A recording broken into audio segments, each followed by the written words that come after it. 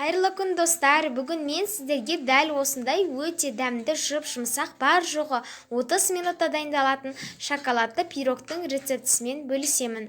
Өте дәмді әрі жұмсақ болады, жасап көріңіздер. Астарыңыз дәмді болсын. Видеоны толық көрсеңіздер, лайк басып, комментарий қалдыруды ұмытпаңыздар. Жасаймыз. Ыдысқа ыстық сүтімізді құямыз. Сүт ыстық болса да қайнамау қажет.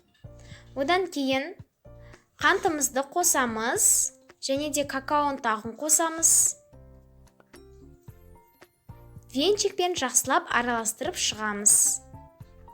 Дәл осындай біркелкі болғанша араластырамыз. Енді біз какао массамызды бөлек жерге қойып қоямыз. Бөлек шұңғыл ыдысты алып, ыдысқа 3 жұмыртқамызды саламыз. Менің жұмыртқамның пішіні үлкен. Салып болған соң қантымызды қосамыз. Одан кейін миксермен жақсылап араластырып шығамыз. Әрбір минут сайын миксердің жылдамдығын көбейтіп отыруды ұмытпаңыздар. Және де дәл осындай ағарғанша миксерлейміз. Енді сұйық майымыздың барлығын бірден қосып жібереміз. Қайтадан миксермен араластырамыз. Енді какао массасын құямыз.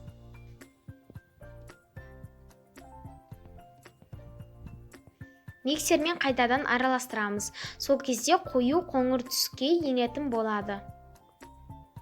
Енді бөлек ыдысқа ұнымызды салып, оған бір шай қасық қосқышымызды салып, жақсылап сол ыдыста араластырып аламыз. Одан кейін біз жұмыртқалы массамызға 3-4 рет салып, 3-4 бөлікке бөліп ұнымызды саламыз. Немесе сіздер барлығын бірдей салсаңыздар, сіздердің пирогтарыңыз аласа болып қалуы мүмкін. Сол себепті міндетті түрде 3-4 рет бөліп салғандарыңыз дұрыс. Пирогтың консистенциясы дәл осындай болып шығады.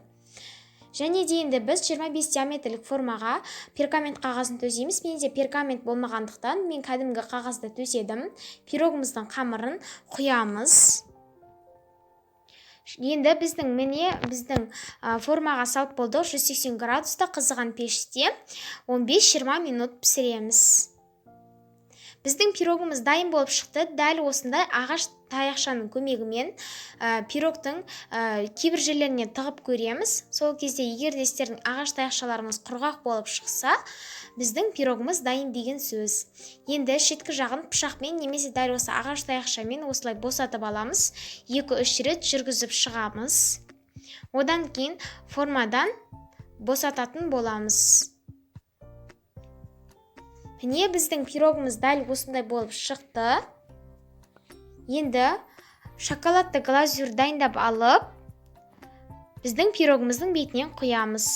Біздің пирогымыз дайын болып шықты. Мені інім мен сіңілім пирогтың дәмі өте дәмді болғандықтан шеткі жағын бөліп бердім. Дәл осындай болды. Енді біз бұны 4 бұрышты бөліктерге бөлетін боламыз.